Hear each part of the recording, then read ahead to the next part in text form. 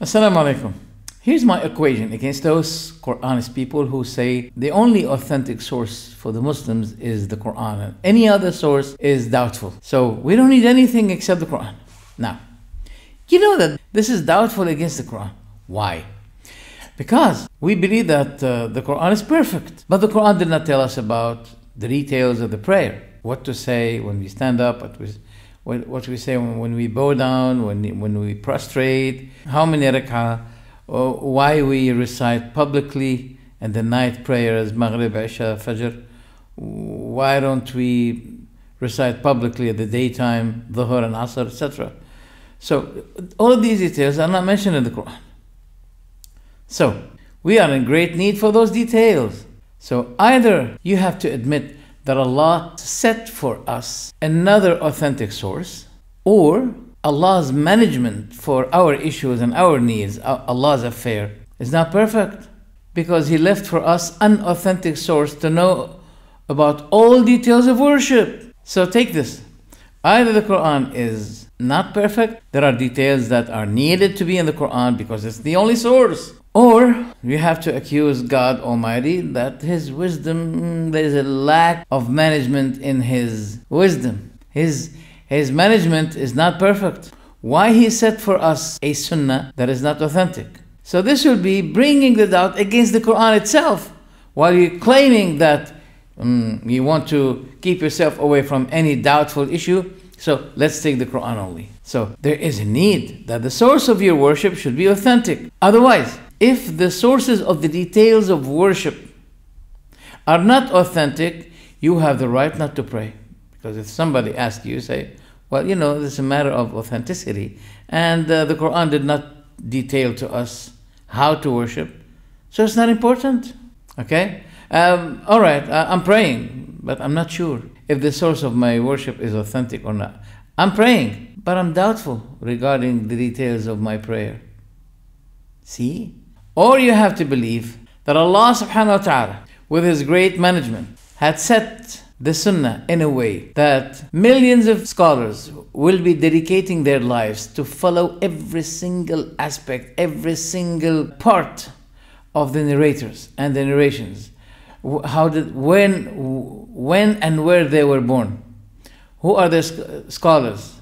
Who are the disciples? Everything is written in thousands of books that give the rulings of what? Of the authenticity of the sunnah. So you have to. If you tell me I'm not sure, because, okay, leave it to those who are professional. You may say, I'm not professional in verifying the original gold or not. All right, what do you have to do? You go to the jewelrist. Even if they are Hindus, we know that Hindus, they are professional. This is their career.